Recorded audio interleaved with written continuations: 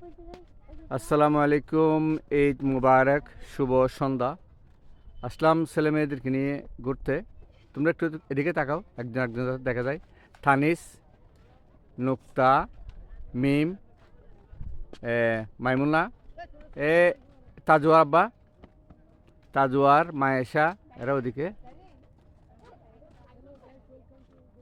এটা হচ্ছে দিঘির পাড়। এখানে সব নারকেল গাছ, খুব সুন্দর একটা পরিবেশ।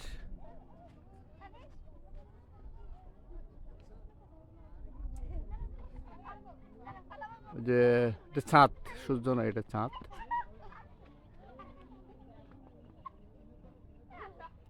এই আমার বাড়ির কাছে এটা, এই যে বাড়ি, এটা এখানে আমার বাড়ি। এই যে এই গাছের আড়ালে এদিকে আমার বাড়ি।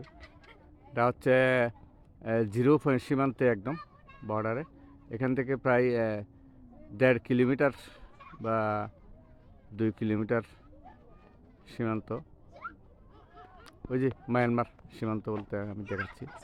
মায়ানমারে, যে এগুলো মায়ানমারের পাহাড়, পুরোটাই সীমান্ত এলাকা এগুলো।